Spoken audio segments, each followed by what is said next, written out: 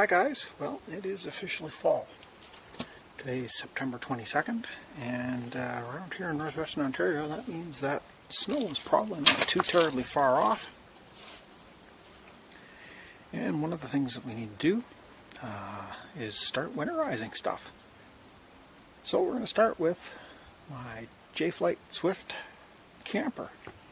A year ago I added a second water tank, and I've already drained it for the most part, but I'm going to drop the nose of the trailer.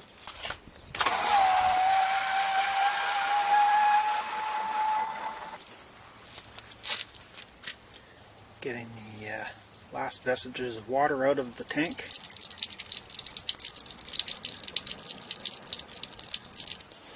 Likewise over here is the drain for the factory water tank, and it is currently open. Didn't get any more out of that.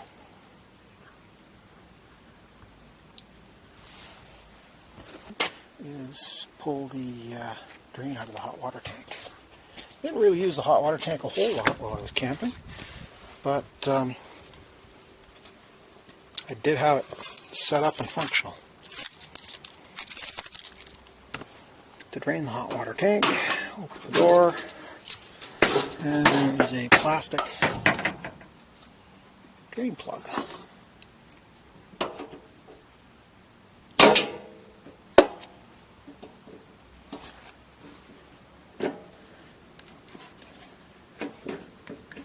It is strange that the channel locks won't loosen, given that I used them to tighten it. Well, I guess we'll have to get a socket.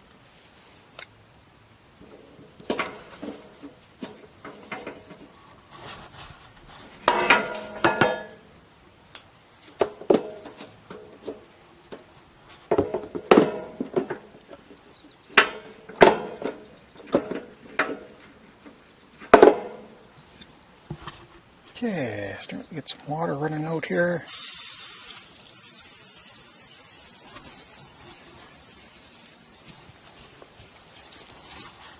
I don't really want to end up wearing it or have the camera. There we go. And we'll just leave that cap off for the winter, allowing the water system to drain. Now we'll go inside. Open the hot water and cold water to allow air to drain back into the system. Forgive the mess. Leftovers from the camping trip.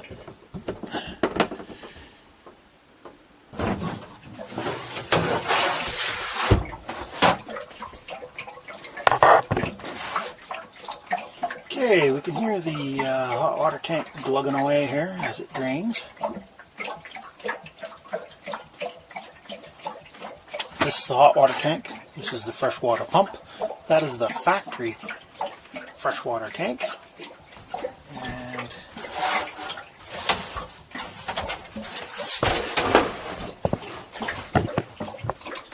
if you look here, you can see an additional hose. That hose loops around, goes in under the other bunk, and that is where the secondary hot water tank was installed, and it is at least twice as big as this one. I believe this is a 10-gallon tank, and I think the other one is a 20-gallon or 21-gallon.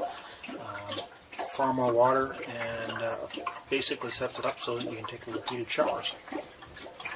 This hose here, and I'm not sure if this is factory or if this is something that's been added at some point in the past of the camper, but this hose is what we stick in the bottle of plumber's antifreeze to recharge the system.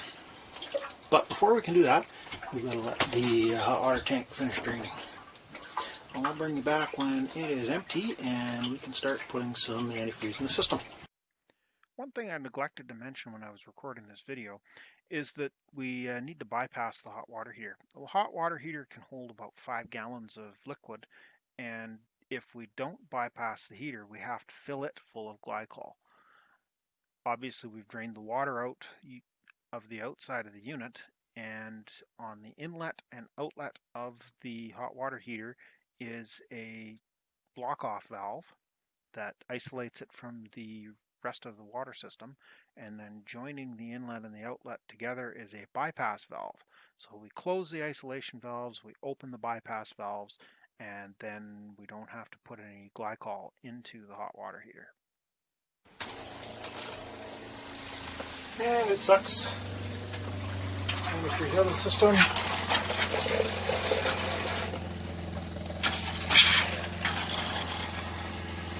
Both hot and cold have, and likewise cold and hot here.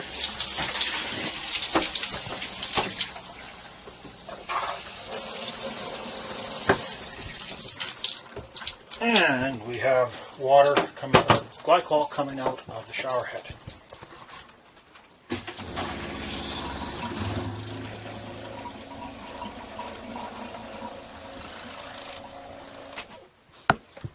We drain the line, close the line, put it back underneath, and now I'll dump some of this.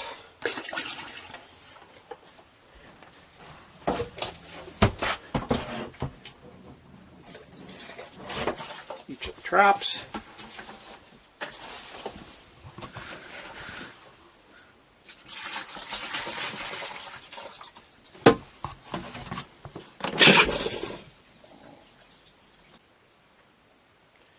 Well, that's it for the quick video of winterizing this camper. Obviously it needs a little bit of a cleanup after being used for a week.